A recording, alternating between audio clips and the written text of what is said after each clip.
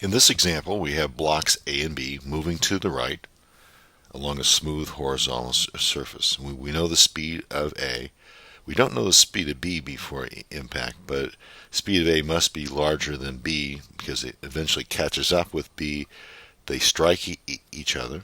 We know the coefficient of restitution E of this impact. And the additional thing that we know is that after impact, B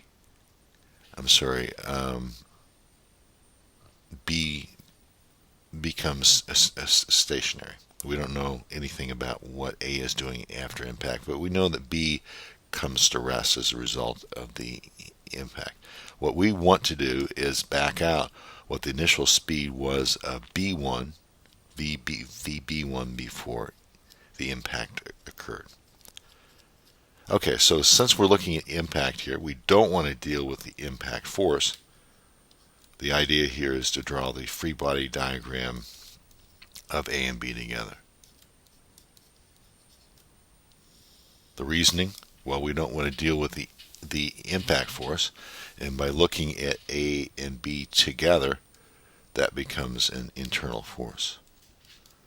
And by doing so, when we sum forces in X, that's a zero, so it says that momentum is conserved. So MA VA1 plus MB VB1 is equal to MA VA2 plus MB VB2. So again, we know this. We don't know that. We're given that VB2 is a zero, and we don't know that. So we have two unknowns in one equation.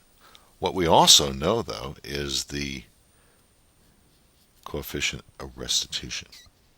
Coefficient of restitution says that VB2 minus VA2 divided by VA1 minus VB1, that's that known value of 0.5.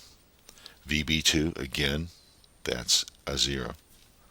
So from this, what I can do is I can solve for VA2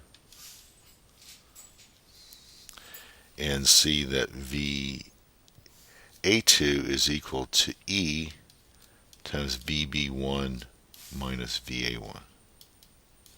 So that doesn't give us a number for VA2, but it does give us the relationship of VA2 back to VB1 and VA1. So I can substitute this coefficient of restitution equation back into here. And so on the left-hand side, I have MAVA1 plus MBVB1, just as above. I have MA times EVB1 minus VA1 on the right hand side. And therefore what I can do now is combine these, and what I will get is MAVA1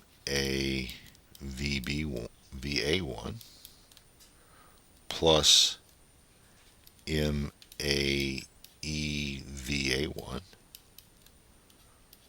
bringing all the A1s on the left hand side.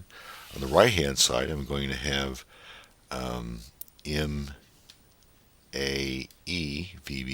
minus MB VB1 like this.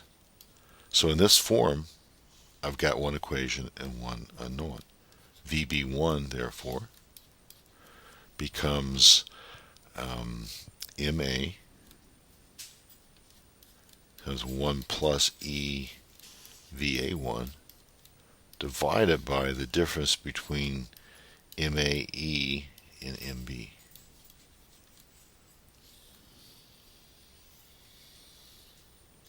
So that's what we have.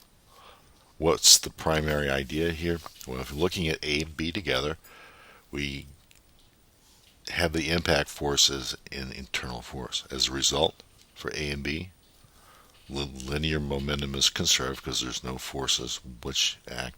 We know B comes to rest after impact, and then we use the coefficient of restitution equation then as our second equation. From that we get VA2 in terms of VB1, substitute that back into our momentum equation, and we've backed out what the initial speed of B1 was before it was struck by A.